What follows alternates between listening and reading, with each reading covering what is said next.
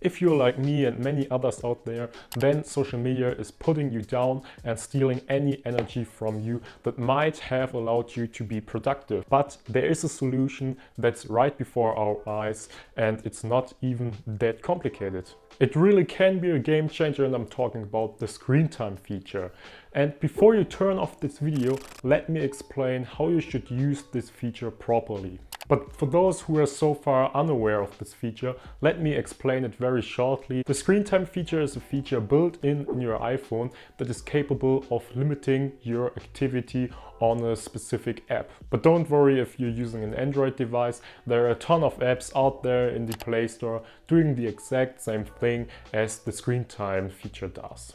And what we are specifically looking at today is the section called App Limits, because there you can limit apps according to your daily amount of time you've set up before. You can find the screen time section by simply open your settings on your iPhone and go to screen time. The first step would be to choose the app you want to limit, or rather said, the app you're addicted to, and to set up a time limit for it. You can even create groups containing more than just one single app, and those apps will share the time window with each other. My biggest time wasters are YouTube, Instagram and TikTok, so I created a group with those three apps sharing a time window with each other. But if you're, for instance, addicted to Netflix or stuff, you can of course set up a group or just a normal time limit for this app as well. At this point you can choose the time window you want to use for every day individually. And what I like is to create some kind of a cheat day, so to speak. So basically a day where I can spend more time than usual. But on average, I would not recommend going beyond 90 minutes a day, because everything further that can lead to difficulty concentrating. But let's move on to the second step, which is the most important one, because here we set up a code for our screen time. So whenever we run out of time, out of our screen time, then we have to enter a code to proceed our consumption. Because otherwise we could just simply skip our time limit for today, and that's of course just not the purpose of this feature. And of course it would be kind of dumb to set up this code all by yourself.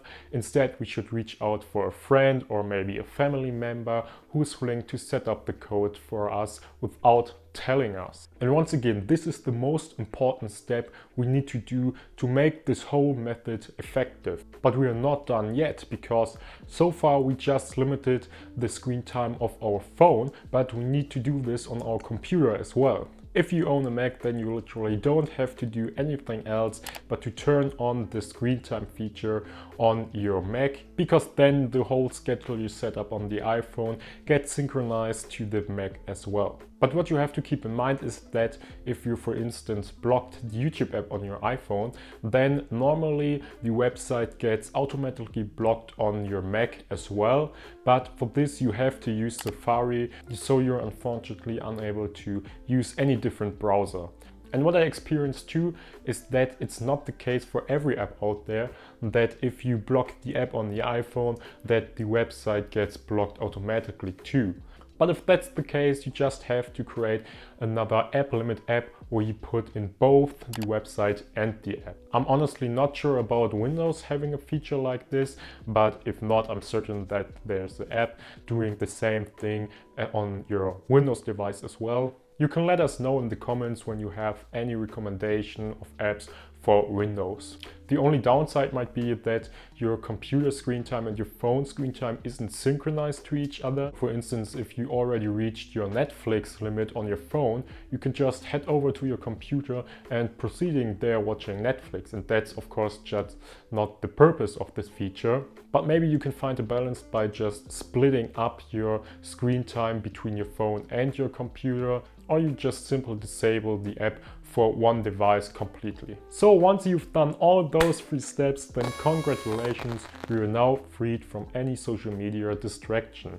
but there's still one question left. Because as I mentioned before, one of my most intense distractions is YouTube. And the thing about YouTube is that there's not just content distracting me, but informative content too. As a matter of fact, I personally often need to get my hands on tutorials, for instance, or just stuff that's informative on YouTube. But there is a method we can still access content like this. In fact, not by using the YouTube search engine, but to use the DuckDuckGo search engine. Simply visit DuckDuckGo and type in whatever you want a tutorial for and just hit the video section of DuckDuckGo. And now here we can find all the videos we'll get with the normal YouTube search engine as well. And yes, it has to be DuckDuckGo rather than Google, because DuckDuckGo has the benefit that if we search for a video, we can play this video inside of DuckDuckGo, so we don't get forwarded to YouTube, which is blocked, obviously. And that's just different to Google, where we get forwarded to YouTube every time. And because we blocked YouTube, we are unable to access the video. So that is the whole technique about how to get rid of social media. That works for me pretty well, and I'm certain that it will work for you as well.